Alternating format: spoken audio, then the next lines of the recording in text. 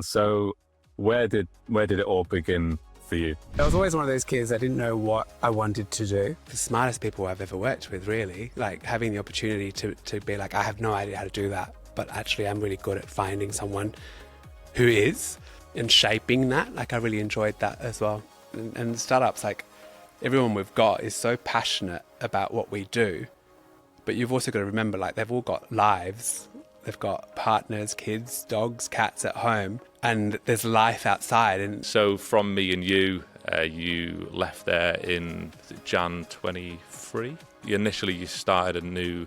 well, I didn't know what I wanted to do, but I was like, I think my next venture. We were chatting, and you'd gone down the path of starting your own business in the pet space. What was your experience? The space that I looked at in the company was called Fresh Pets, and still something that I look back and smile at. You were probably one of the last people I met before my diagnosis. I got leukemia in October 23, and I basically spent over a year in hospital and fighting my battle with cancer. But it was genuinely one of the best points for me in life.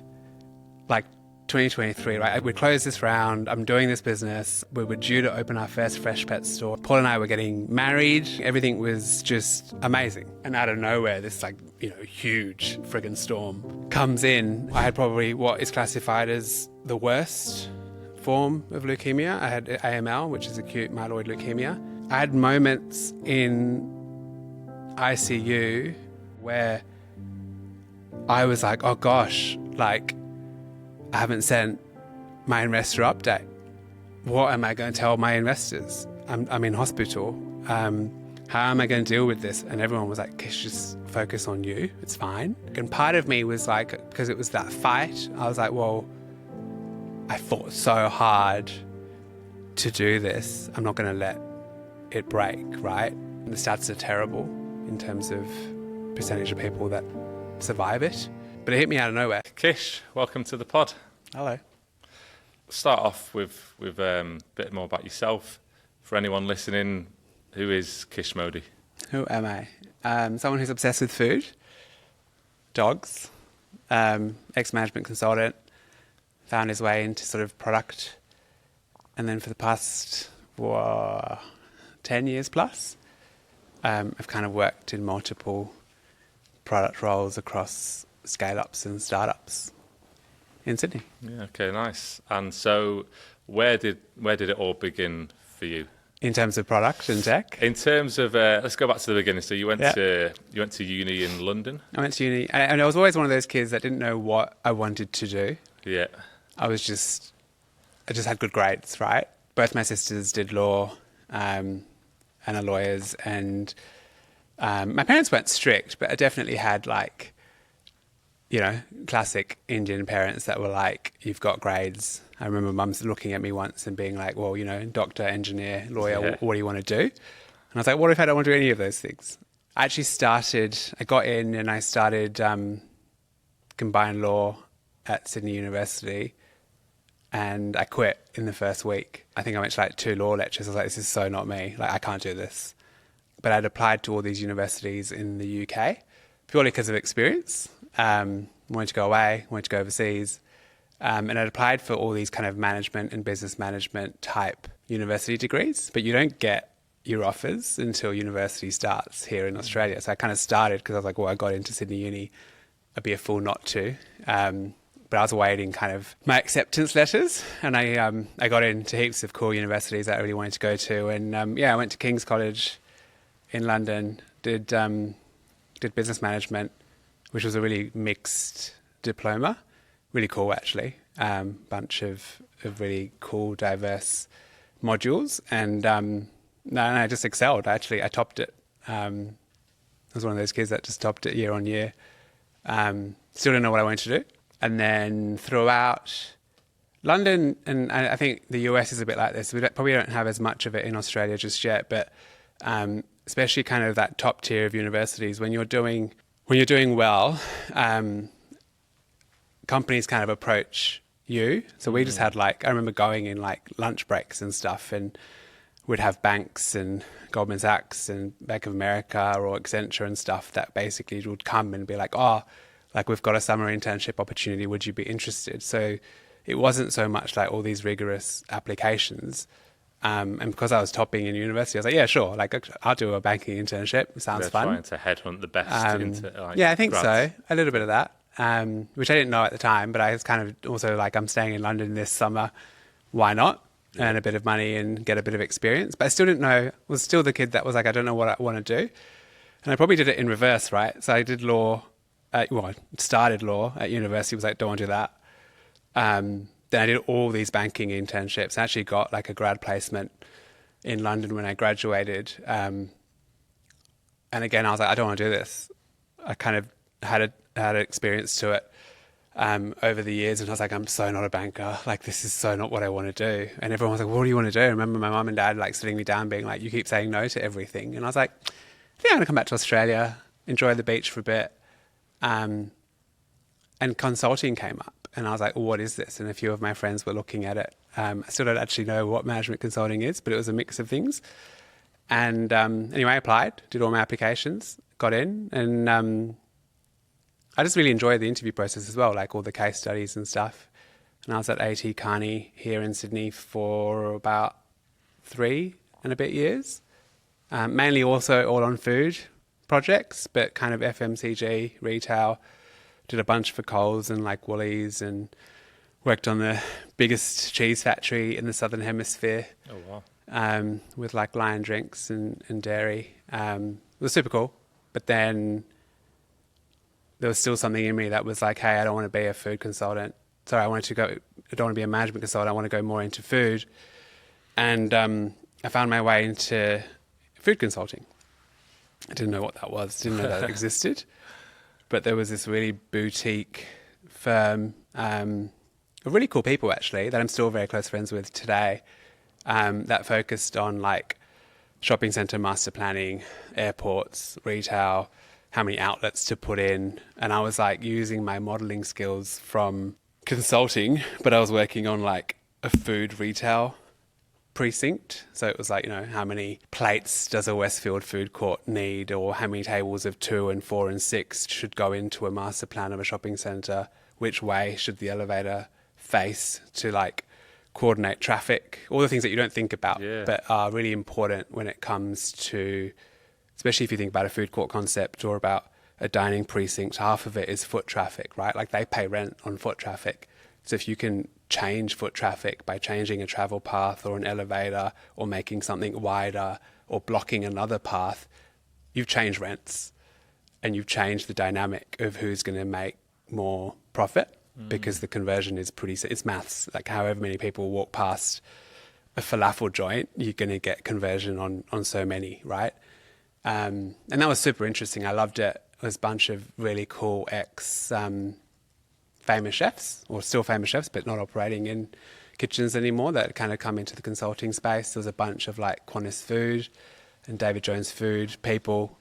And I was there for a few years.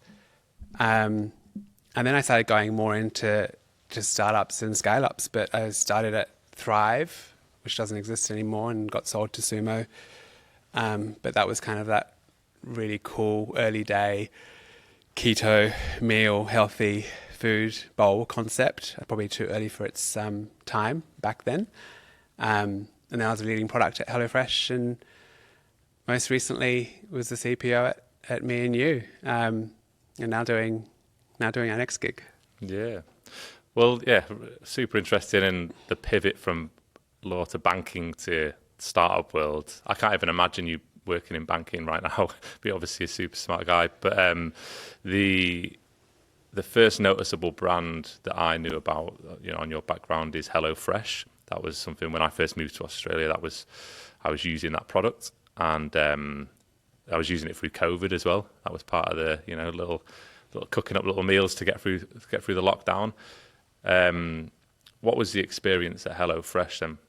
It was super different to where I've worked since. It's obviously a rocket internet company. That comes with a few structures in the way they organise and the KPIs and everything else, which I actually love and I've learned a lot from. But it was quite an established business by the time I joined, right? like it's grown massively because that was still pre-COVID. But even when I joined HelloFresh in Australia, like there was over 150 employees, cool warehouse office space in Chippendale, but it was a big business. I won't go into sharing the confidential information, but people used to be like, "Oh, the biggest competitor is Marley Spoon." But if you were in the inside and you looked at the numbers, like there was a huge difference in terms of number of boxes per week. Like HelloFresh was substantial at that point, and it's probably changed massively since, right? But the dynamic, like the number of boxes that they were doing was substantially larger to the second biggest competitor. Product was super cool. It was different because the product was also a physical product. Like I was leading product and innovation at HelloFresh in Australia meant, what does the Australian consumer like, hate, food taste, all that stuff that I had in my previous roles from everything I did in food. But it was also like, delivery times, packaging, how does something arrive? How do people unbox their box? How do people select their meals? How do families with children select their meals? It wasn't just the tech aspect. I think people forget that. A large part of it was the physical product design and meals, right? You're literally going in and being like, I was in charge. My biggest KPI was MPS at HelloFresh, and it was often not. It wasn't, hey, website was down, couldn't order my box. That was very rarely the case. It was avocado was missing from my box, or like I got a bendy carrot, and that was what drove, negative comments and behavior. So it was very different to looking at other product roles, but it's still, the principles still apply. How's the customer interacting with it? What's your feedback loop? What's working, what's not? What are your key priorities? How do you then filter that? Whether you're now talking to the procurement team on lettuce and carrots and what are we going to do and how do we make sure that we don't have bendy carrots next week or month, versus you're talking to the tech team about a bug, process, escalation, priority, data, all of those principles applied. And they still had the tech aspects, right? But the tech for HelloFresh wasn't local. It was all in Berlin. It was centralized, hundreds of engineers, and therefore the way that they sprinted and how you fed into their roadmaps and everything else was very business case based on a country by country basis. But that's very different to what I've done since. Yeah. You're obviously very passionate about product. You can tell when you're talking that you just have a keen eye for the product. How can it be improved to improve the customer's experience, to gain more customers? How does that, return revenue? It's like you can sort of tell as you're talking. You see the cogs turning. Why did you choose product originally? Well, I didn't know what product was, right? I think when you sit down and you're like, okay, well, what do I buy? What do I like doing and what do I enjoy? A big part of it was probably actually just customer experience. It was two elements for me. And one was what am I passionate about? And food's always been something in that space, right? Now, whether that's... Why food? I've always just, even from just a young age, it's probably started from, I've always been an avid cook. Once I thought I was going to open my own like cafe or patisserie or whatever, I actually went to France and trained for 5-6 months and became a basic pastry chef at Cordon Bleu. Like I did a diploma between university and starting my first job. I had a bit of a gap year and it was amazing. But also I was like, nah, like I don't want to. Again, I kind of did all these things and was like, for me, it was like, I've got to try it to know whether or not it's for me. And when I started being good at making croissants and I kind of ticked the box on this chef diploma, I was like, I don't think I want to be a chef, but I'm obsessed with eating. I love trying new places, but then I actually just love how do people interact with food, distributing it, manufacturing it, putting it on plates, but also looking at then, things like direct to consumer businesses. And now, more recently, the tech that enables and hopefully helps businesses make a higher margin, right? Like what can you do in the organizations? And Me&u was a big part of that. And now we're doing our next venture in a similar fashion. But in a very different space. Well, tech's constantly evolving, so it keeps on. You have to keep on staying up with it, right? With Me&u, that was when we first met, back in 2017, something like that, 17, 18. What was the driver to move from HelloFresh over to Me&u? What convinced you to? Yeah, good question. It was a recruiter. So Stephen, the founder of Me&u, have actually never prior to that, we didn't know each other, never worked with each other. Many people think that we did. I was at HelloFresh, got a call. Hi, there's this guy, Stephen, ex-Dimmy, founder, and is setting up this venture. And I was obviously like, tell me more. Sure, let's get coffee or lunch or whatever. And it went from that. Initially, it was like, okay, really cool founder. It was super early days. Like the product hardly existed, but he had like a proof of concept that he had dabbled with, very different to what exists today. And it was more the vision. It was like, well, hang on, there is something here. We could change how people order and pay. And I was like, sure, opportunity, wild card. Love the vision, love who I'll be working with. And also just the opportunity to shape something from kind of day one was really exciting because I hadn't done that so far in my career, right? Like everything, I'd kind of joined established businesses or consulted really large organizations about problems usually after they'd happened. And then you start a business from day one and you realize how easy it is to form these issues or problems. And you're like, oh my God, I should know better. I'm a consultant. Like, why did I create such this giant beast of a problem? But it happens, right?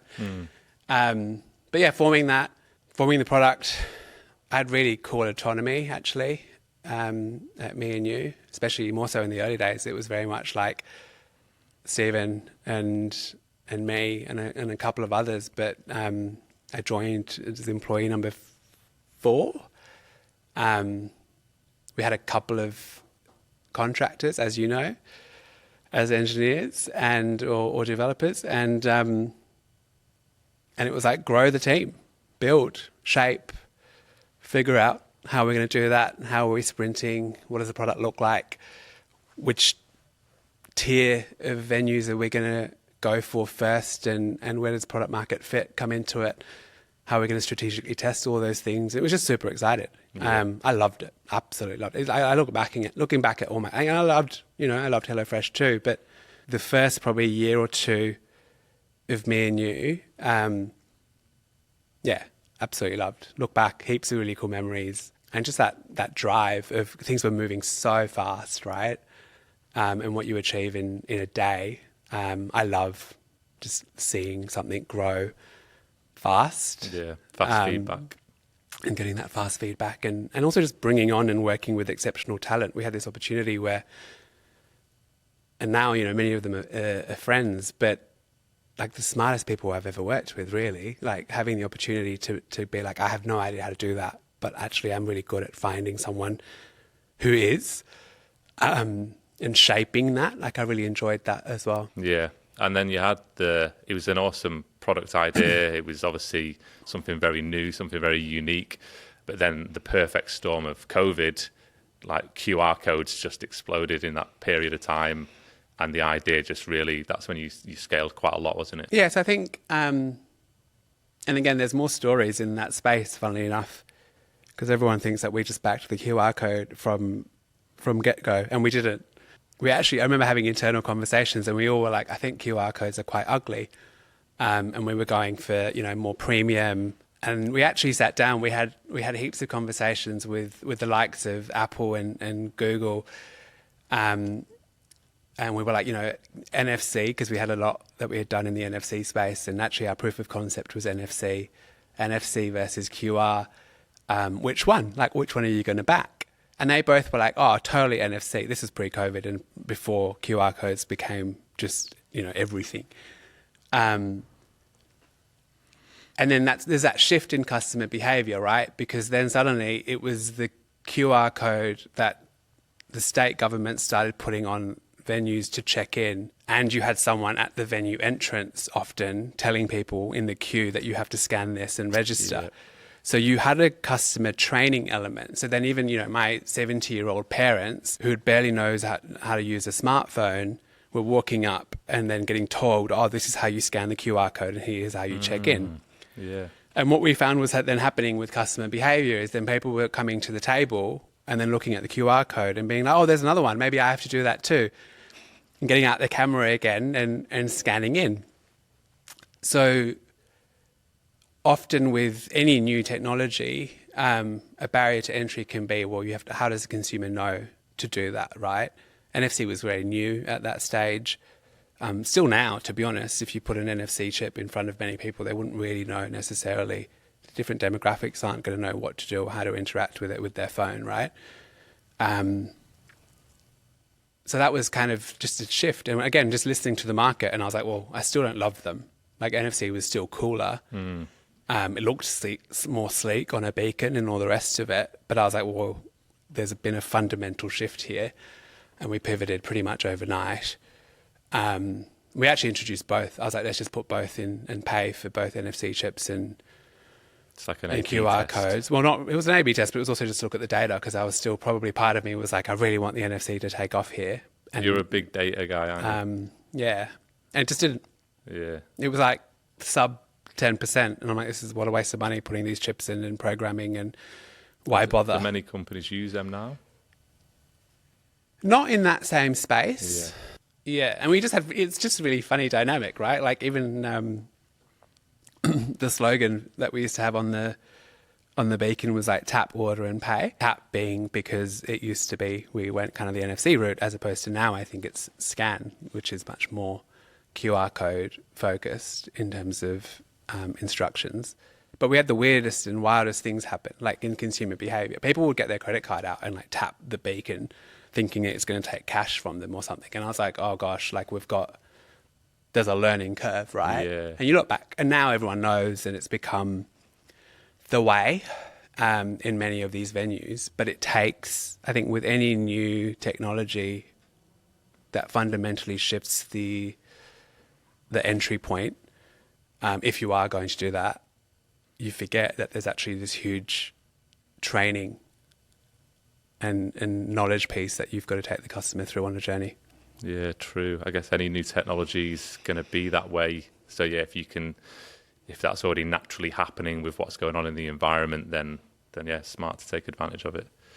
And then what was it like going from fourth person in startup to scale up? Essentially, we were working together in the early days, but a lot more when you were scaling fast, which was like 2021, 22. Well, you learn a lot, right?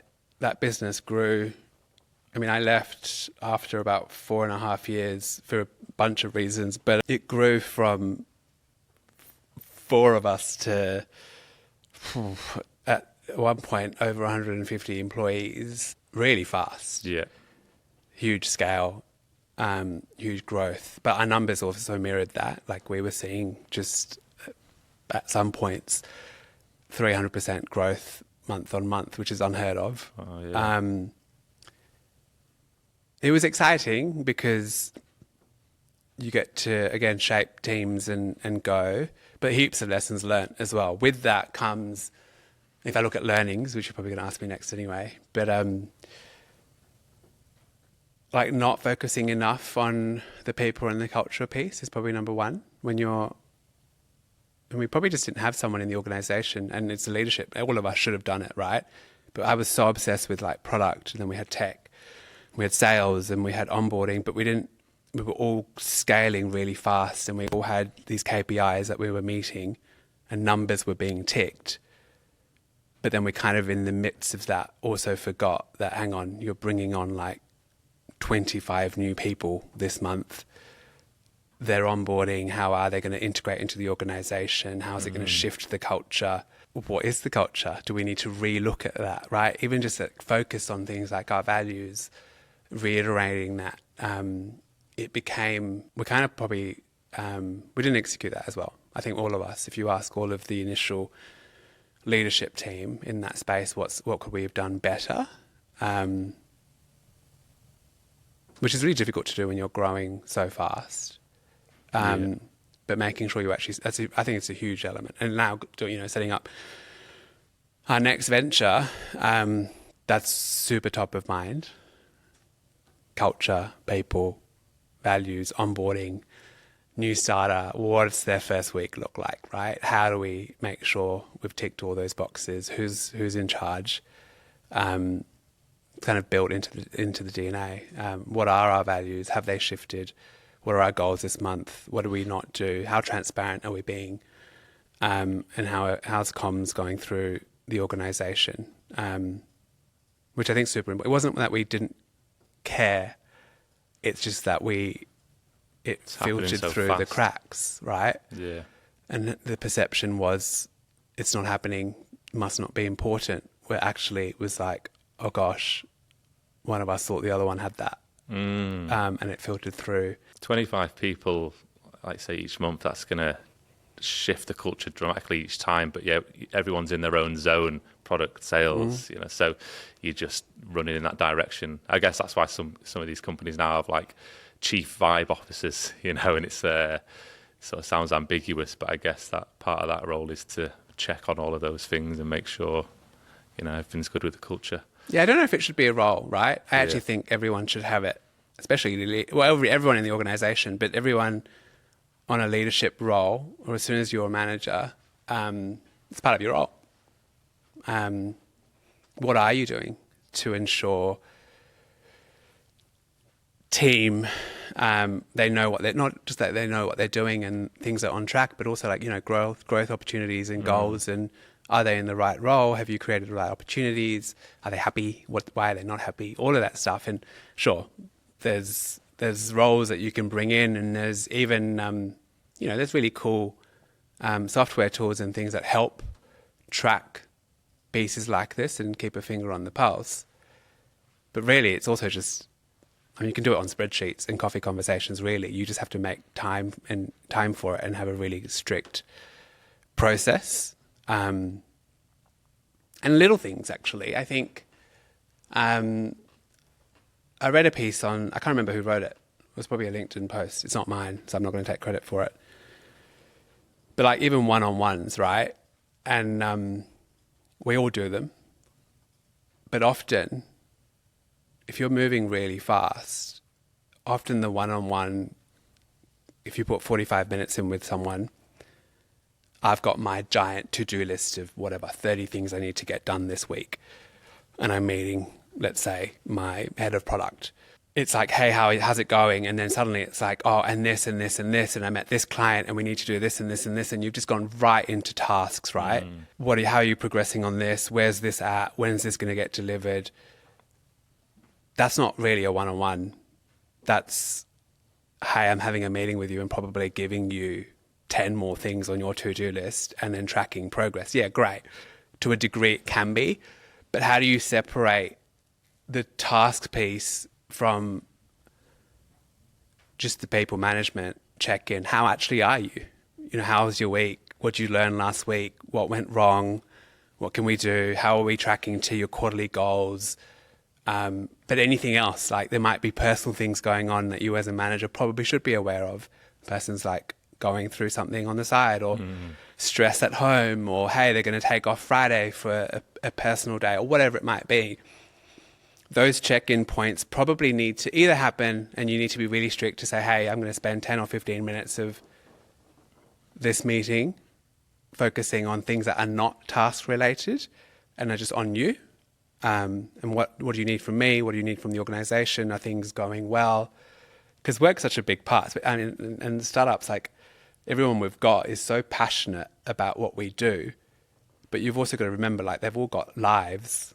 They've got usually partners, kids, dogs, cats at home, and there's life outside. And as someone, and it's happened to me even, as someone who's like so focused on the goal and on the data side of things, often I'm just like, whew, that's all I see.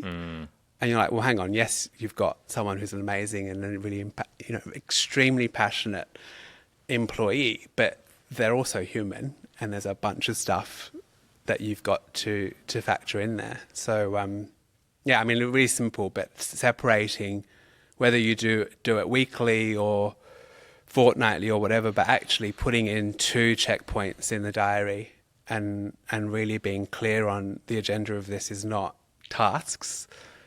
It's not to whip out your Monday's board and do that. It's actually more goal focused or a check-in point on the individual. That's a great insight. I think you can do these things remotely if you're a remote first business, but I think for us, I found useful separating the environment. So if it's work related, then I can do it at a desk, I can do it in the office, I can do it at a table. If it's a bit more of a check-in, it's let's have a coffee, let's have a beer, let's grab some lunch. And I think the environment shift helps people to also differentiate the two. Because, yeah, it is important. And, yeah, especially when you're passionate, you're in a startup, so everyone's in that same sort of tunnel vision of passion. That can get left to the... And sometimes people don't even self-assess. Totally. Like, you might be working 14-hour days and struggling, but just getting on with it. And it's like no one who's checking in with who kind of thing. But good learning, good to take onto the new business. And then so from Me&u, you left there in Jan 23? Yeah, end of 2022. I finished up Me&u in... yeah. Then you went, so initially you started a new venture. Well, I didn't know what I wanted to do, but I was like, I think I want to go to my next venture. Me&u was fantastic, but it was time to, organisation was merging. Me&u and Mr. Yum merged. We had a new CEO. It had grown. It'd become huge, to be honest, which is not a bad thing. Like, that's what happens, right? The two biggest companies and then merged together, they got the whole monopoly. Totally. Well, yeah, it was, and still growing and still an exceptional business. But I kind of reflected on, where do I want to play? And I talked about, and you could probably even see it in my face when I talk. I love the first few years, really wild ideas, and going, well, what is that? How do you launch something from that sort of week 1, month 1, first 6 months and get a business off the ground in something that's completely new? And at that point, even with Me&u, like, it was an established business. There was processes and there was tools. It was also just, like, I remember being around the leadership table and we had the key roles ticked. And there was a lot. There was like marketing and finance and legal and tech, all the things that you would expect in an organization that size, but everyone had their chunk and their remit. I hate that word, remit. I'm just not that person. I'm someone who, I don't like titles, and I also like dabbling in a few things, and you kind of get that opportunity. Like, sure, people call me product or CPO or whatever, right? But the reality is, in an early stage organization, like even with what we're doing now, there is no marketing. There's no in-house legal or finance or anything else, HR. So you kind of divvy up those amongst everyone else. So just because you carry a CPO and a CTO or sales title, well, reality check, you don't have these other 6 functions, so someone has to pick them up, right? Like, and you kind of divvy them up, and which I actually love, because you learn new things. And even in marketing, like, I'm not a marketing guy, but often I've got people in my team that dabble in both, because product people get, and especially with UX designers, and if you can do a bunch of wireframes, you're probably pretty good at website design and looking at all of the assets that you need for your next marketing journey. So how do you balance that? How do you kind of look at the initial team as you grow and go, well, I'm not going to have both UX designer and graphic designer. I'm just going to merge them. And for the first year, the one person's going to do both roles. And where does that sit? How does that grow? When are you going to get to a point where you need to separate those functions? But I love that. I love looking at how to shape an organization and also make sure that you've got people that are a little bit, they're not stuck in like, oh, that's not my remit or that's not my role. You've actually got a bunch of people that could probably do 6 things and be across, starting the morning on something with tech and product, and in the evening helping you on like some legal contract because they can, right? Yeah, lean into your strengths. With when we met, we met for a beer shortly after you left Me&u, a couple of months after, and at that point we were chatting, and you'd gone down the path of starting your own business in the pet space, and you were telling me at that time about some of the stories around trying to raise capital for that, which I found super interesting, and I think a lot of people listening to this will get value from that because maybe they're in a similar boat or they've got an idea but they don't think they'll be able to pitch investors for money because that's really scary. So what was your experience there? It was, super exciting, right? So I left Me&u. I didn't actually know what I wanted to do. I kind of knew a few ideas. Two passions. I've talked about food a lot. The other one's dogs. I'm obsessed with my dog, but also dogs in general. And I was just looking at a bunch of businesses, especially in the Australian landscape, in the pet space that I loved, brands that I loved, things that I engaged with for my dog Otto. And then I was like, okay, well, I kind of just looked at problems, what problems exist in the space. And in the research that I did, there was this big shift in what I would call the humanization of dogs, right? So when I grew up, and I'm not even that old, so, but 15, 20 years ago, especially with kids, if they had dogs, parents used to be like, okay, well, they're allowed in the backyard, they might be allowed in the room with the kitchen tiles, but they weren't like in beds and on the carpet and on the couch. Now that's changed dramatically, right? If you look at households today, and especially certain little pockets, like I'm from Newtown, which is in the inner west. If you look at the inner west, more households have a dog than have a child. I think it's like 48% of households in that space have a dog, which is crazy. And I was like, this is crazy. In Australia, we also have the highest density of dog to human population. Wow. And I was also obsessed with it. And I was like, well, to your previous point, I'm a data guy. And I was like, well, the numbers here show that there's clearly a lot of dogs in this country. We've done a lot. We've done really well. And if you look at, there's Leica and there's Scratch and there's a few others. There's a few startups that have nailed, I think, the direct to consumer food space really well. But the space that I looked at in the company was called Fresh Pets, and still something that I look back and smile at. But I was changing how we keep our dogs clean and fresh.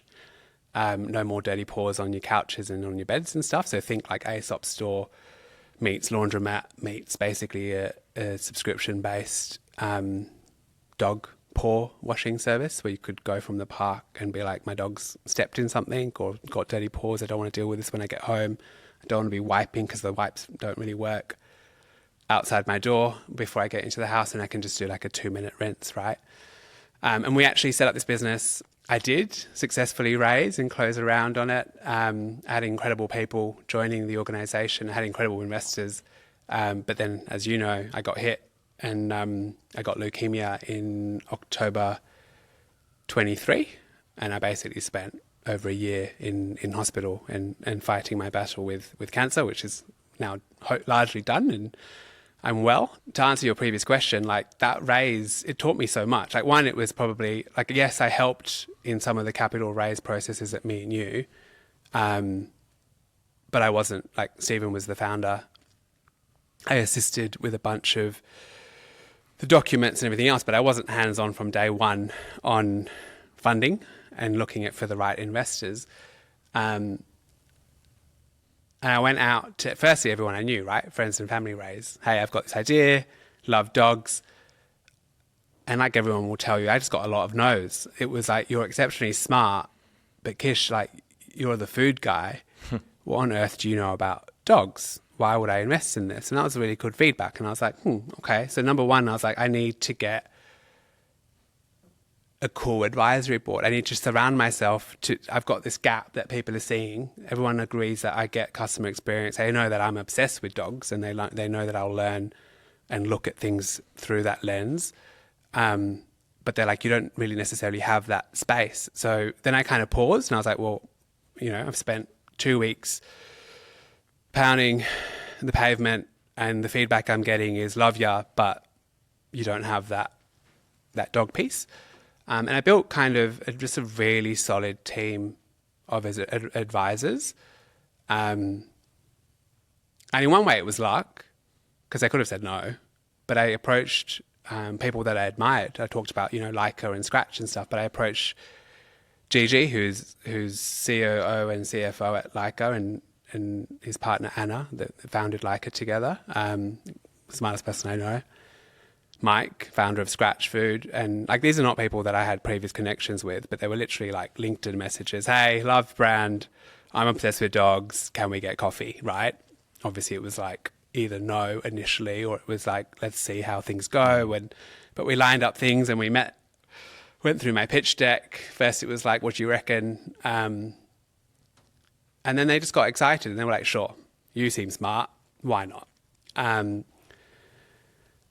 that connection kept growing. And then I kind of just, instead of looking for investors, I was like, I'm just going to look for people in the dog space. And I got connected to Dog by Dr. Lisa. And I started forming this little environment of people that I admired. None of them were really competitors or weren't going to be. And I think there was this common piece that I can't remember who said it. Maybe it was Mike from Scratch. He was like, well, there's not enough cool people doing cool shit in the dog space, so if I can help, let me know. And just showing that kind of vulnerability of being like, I'm actually finding this really hard, but you've gone through it, what learnings? And I just absorbed, to be honest, like a sponge. And then I had this advisory board of really cool people. So then my next investor meeting, I sat down and they said, oh, but you don't have dog experience. And I was like, oh, look at this page of people that I can now call upon. And that was, huge brands. Yeah. You had the top 3 or 4 dog companies and startups. And they were like, oh, wow. And then they also like, well, hang on. If these guys believe in you, there must be something here, right? So you start this process. But I still had issues. I was still running into roadblocks, actually, and there was a lot of learnings from that. And it was about getting in front of the right investors for the right type of startup. So this is for anyone that might have an idea in this space, and I'll elaborate on what I mean in that in a second. And second, actually, really big learning for me was the instrument, the actual investment instrument that you're raising on. Because people say no for a lot of reasons, and they don't always elaborate why. But I'll start on the first one, and everyone I knew was kind of in the tech space.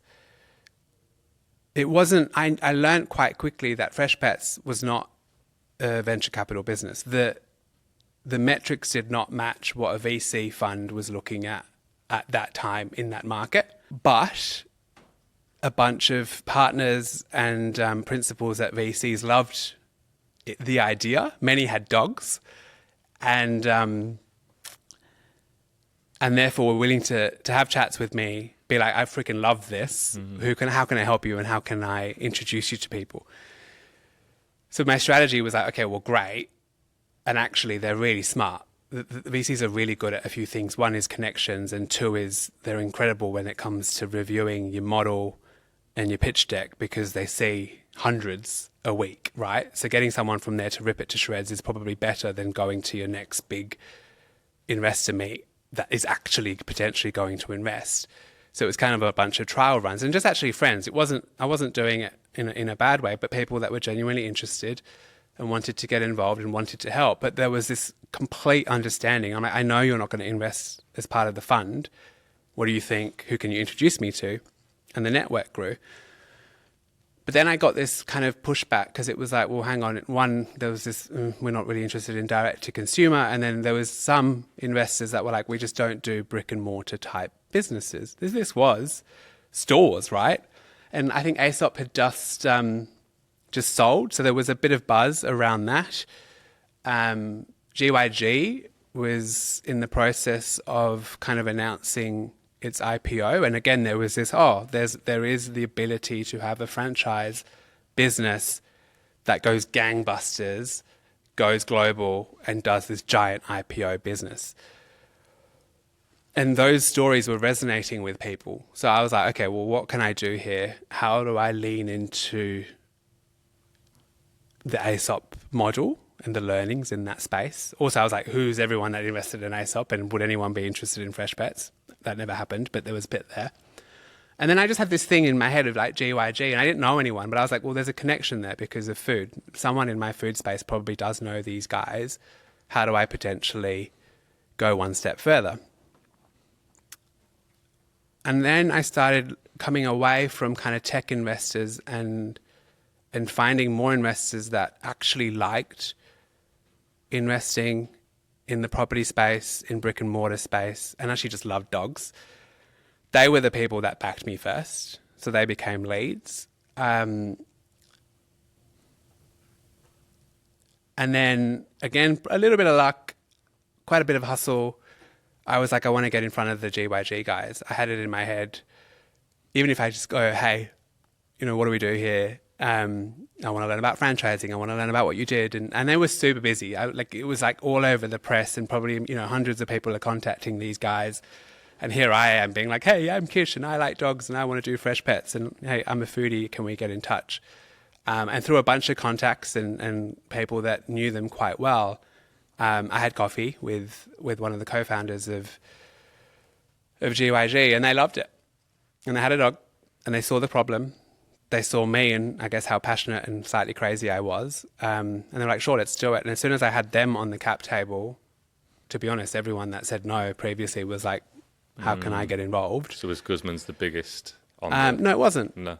Actually. But it was actually just having someone with that previous experience, I guess, back you, then enables you in that bricks and mortar franchise space. So that was kind of one learning.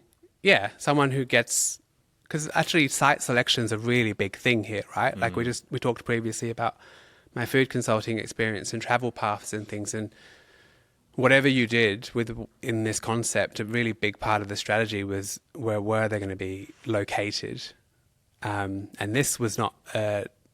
It wasn't food traffic, but it was like what we called, or what I modelled was dog traffic and number of paws that are going past the tenancy. Was the biggest piece. How are you going to be on the travel path from the park to somebody's house to capture the conversion of dirty paws? Because no one's going to, why would you put a dirty dog in a clean car to go get washed? You might as well just wash it at home, right? So you've got to really think through the customer experience and where the location is and all that sort of stuff, which is, again, going back into the product. And so that was a great idea.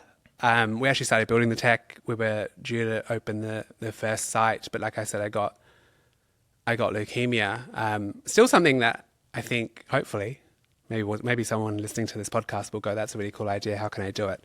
Because I do think cool things need to happen in the dog space. I'm not doing that anymore. That was the venture that I closed up, and we did a share buyback and gave investors a bunch of their funds back, because I simply was like, as a single founder of that business, I mean, I was in hospital, right? I wasn't fit to work. I didn't know what the future looked like. And it was kind of a freak thing that happened to me out of nowhere. And now we're on the other side. I'm cancer free. And we sat down and,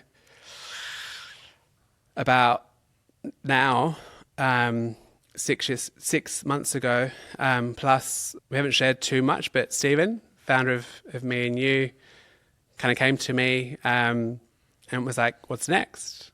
And I kind of thought about it, and I was like, well, what do I want to do next? And what is my, I guess, path back into work look like? Where do I want to dabble? And I think the driving part there was I want to do something I definitely want to do another startup. I don't see myself, I'm not a banker or a lawyer. I'm not going to go work a corporate gig.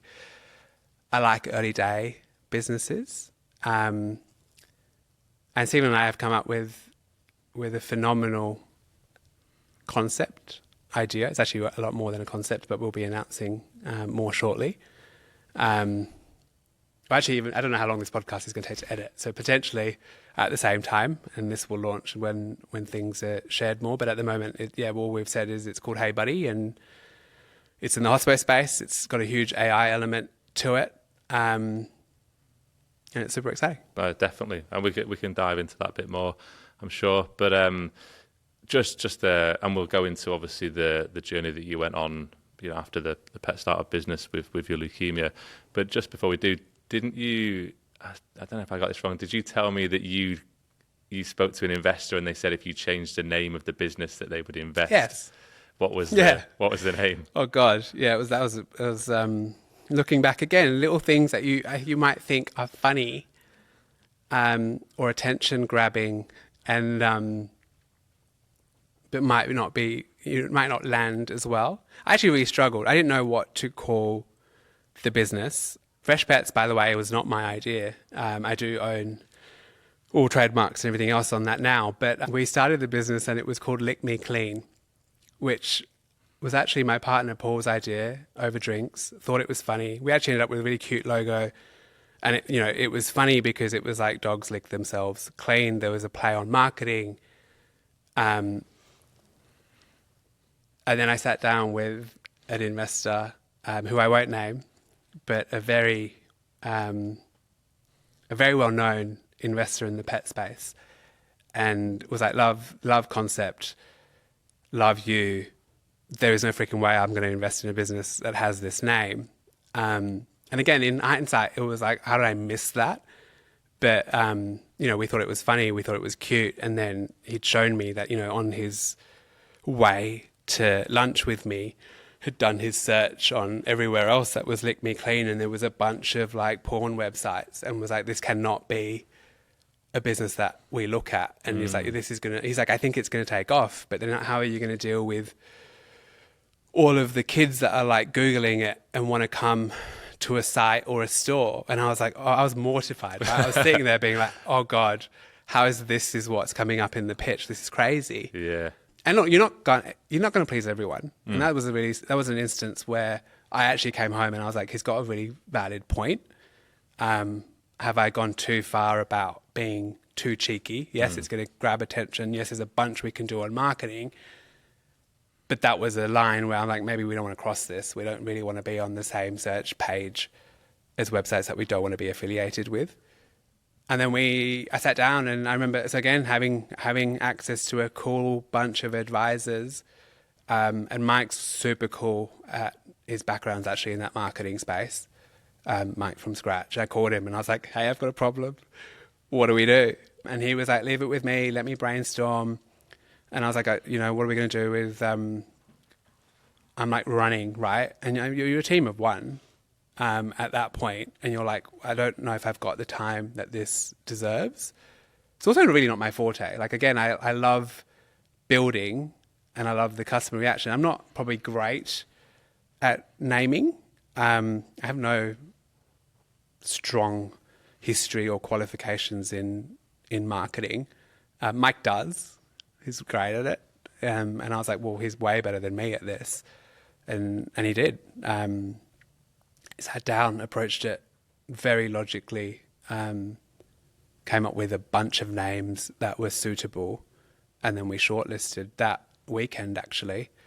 Did all the IP searches, did our trademarks, and reshifted, went back to the investor and closed, right? Like, it was just pivoting, again, listening what's working, what's not. Also, but then agreeing to like, where are my core principles? What am I not going to change, right? And that can happen with anything. Like, you might ask 10 people for their opinion and you might get 50-50 response. It's ultimately then going to be up to you of like, well, hang on, which 50-50 do you want to go after here? Either grow the market size and show, do the data analysis again and go after it again. But otherwise, don't always bend to opinions is what I'm trying to say. But at the same time, know when to listen and when to hold fort.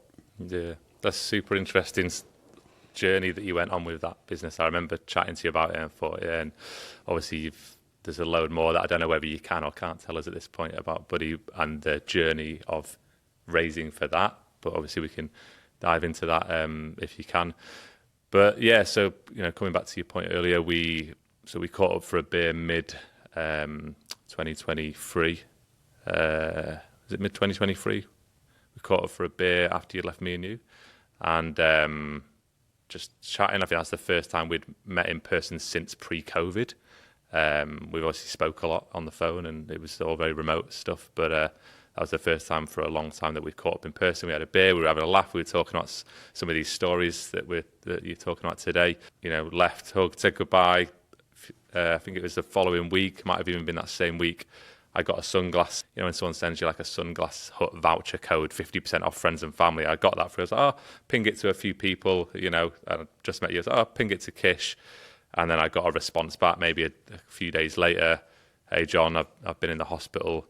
You know, not too long after we met up, I've been in the hospital and I've been diagnosed with leukemia, which obviously was wasn't expecting that message. So, yeah, obviously, you know, say whatever you do or don't want to talk about, but what was that like? It was October. We met. It was really crazy. You were probably one of the last people I met before my diagnosis, and it just showed how much it escalated. But we met on a Friday with you and Tom. On the Saturday night, I went out with friends, and we were on a rooftop in Paddington with my partner Paul and a couple of friends. And Saturday night, I thought I had food poisoning, and we came home, and I was like, I can't. We were meant to go out for dinner. We didn't go out for dinner. Came home. I thought I had epic food poisoning. Things just escalated. Monday, I remember doing a blood test, and then they rushed me to ED. But I also just felt completely out of it. And by Wednesday, I was in ICU, completely out of it, for a few weeks, on the cusp of potentially losing my life. Right. I had I had probably what is classified as the worst form of leukemia. I had AML, which is acute myeloid leukemia.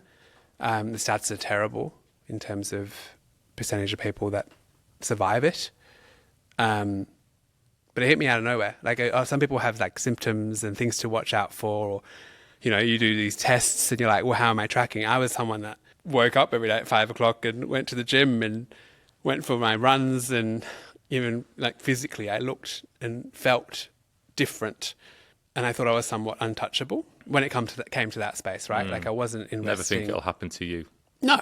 It was also, I mean, and I've talked about this a lot, so I'm probably more comfortable, and I don't get as emotional, even though it was actually not that long ago. But it was genuinely one of the best points for me in life. Like 2023, right? We closed this round. I'm doing this business. I freaking love it. I'm like, this is so cool. We were due to open our first Fresh Pet store in the following February. Paul and I were getting married. So we had organised a wedding. Everything was just amazing, really. I was happy. My partner was happy. My dog was happy. Business was looking really amazing, and like there was a lot to do, but I was just enjoying every moment.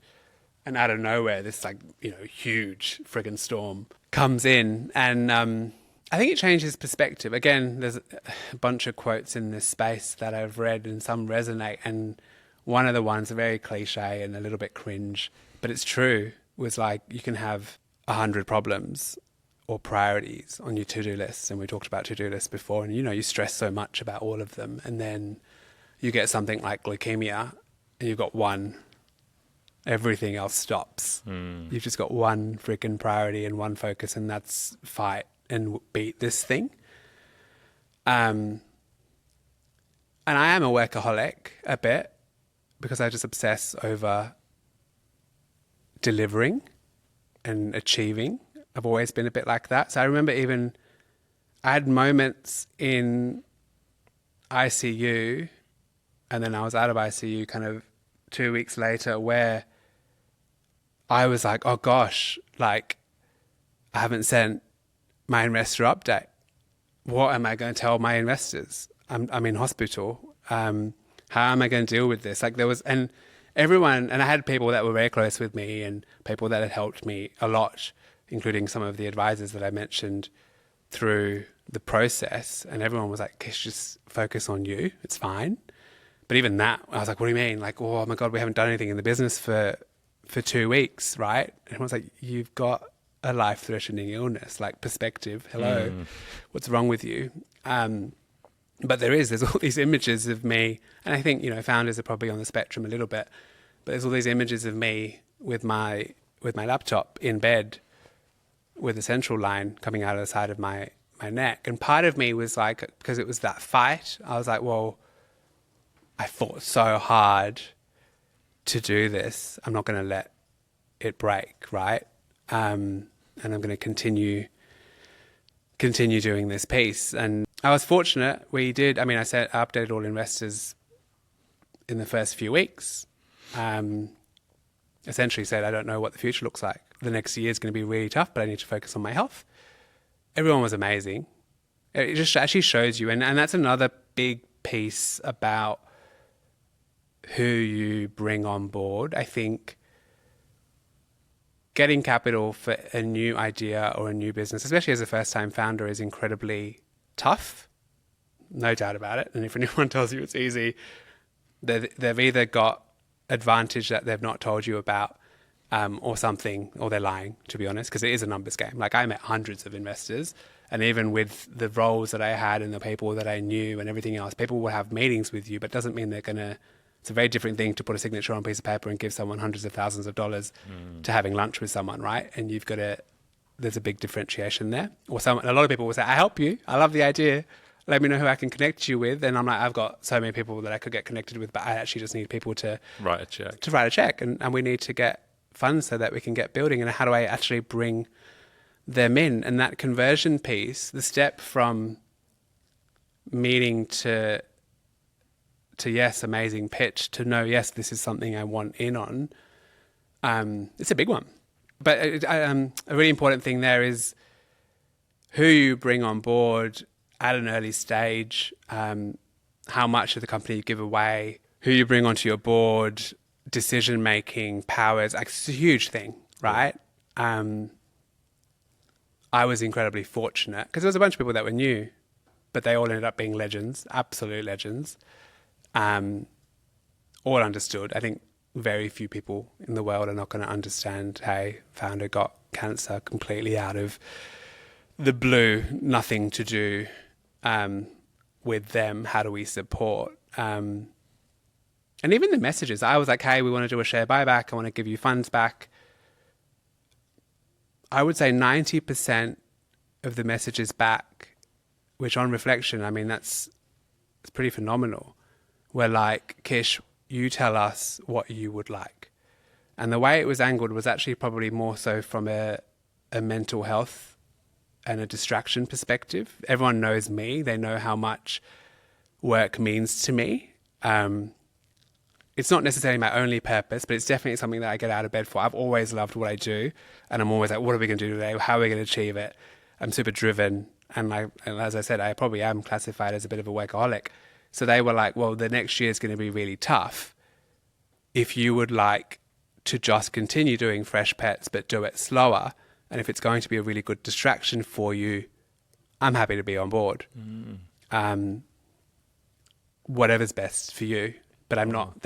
I just told them that this big, horrific thing had happened.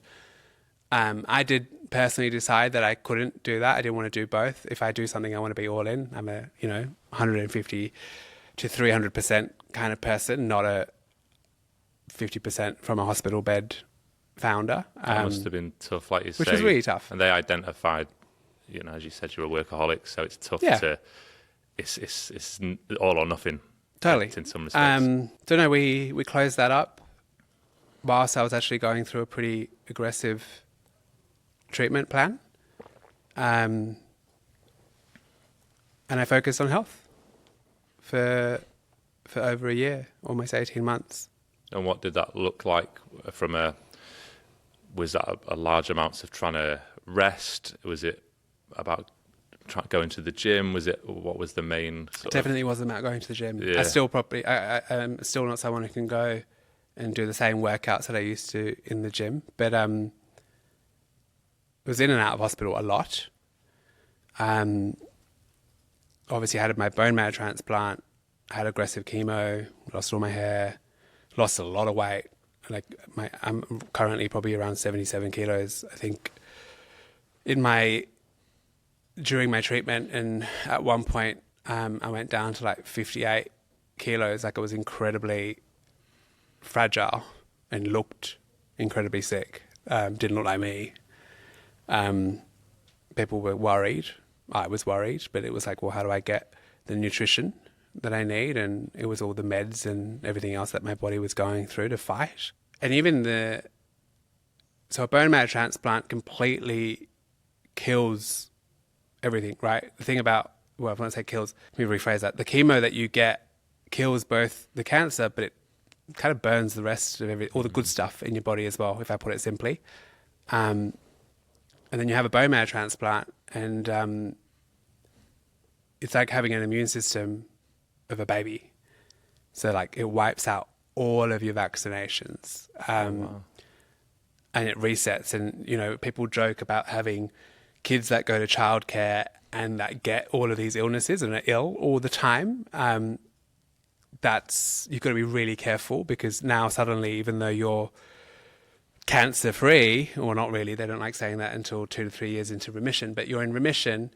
And if you've had a successful transplant and you're classified in that space, that's great. But it's a journey. Like I'm very lucky to be doing what I'm doing right now. The fact that I've set up another business, that I'm running, that I'm fit, that we're here talking today, like the path back to, I guess, normality or the workforce for many cancer survivors after a really aggressive treatment plan is not like that. Yeah, even that alone, people will be watching or listening to this and going, how did you go from battling cancer, you know, immune system shot, like feeling weak, losing weight, to then now you're investing in founding another company and you sort of doing that again. Some people don't have that and still don't want to go through the graft of a startup or founding a startup. So yeah, what was when did you decide that you were going to go and do that company, that new one? Probably around November last year. So I was told kind of September, October, that I was in remission, which was really emotional, and like this big, like, oh, thank God, like I can slowly start closing this chapter and this battle. And then it's like, I'm going to survive. What's next? And it wasn't just cancer, right? But I think it puts things into perspective. But I've always been someone to try to live a day or a week or a year to the fullest. I always write down massive goals every New Year's Eve, since I can remember, to be honest. What am I going to achieve this year? Why? What does that look like? And it's not that because I've always had this perspective that life is short. I just think that we're incredibly fortunate. And if you're in a position where you can shape that, right? Not everyone is, I understand that. But if you're in a position where you can shape something to be what you like, especially when it comes to your job. I mean, we spend so many hours working. Hopefully you're doing something that you like. And if you're not, then I think you should probably spend the weekend reassessing and how do you shift into something that you do, because it's a huge proportion of your week and of your year and of your life. But yeah, I sat down and was like, well, what is it that motivates me? I think family and even some close friends were like, you know, are you going to change and go like work? You know, should I go be a GM somewhere or a country manager somewhere, or take a role in a more established business? Probably a little bit more chill, still aggressive, and was always going to be something that had a drive to it, and I was going to, you know, go for something big, but it wasn't going to be being a founder of a startup. It was probably going to be a little bit less stress, a little bit less crazy. But then I was like, I'll get bored. It won't be something that I want to do. It wasn't the path that I was on before. And I was like, well, I feel healthy and fine. So like, why not?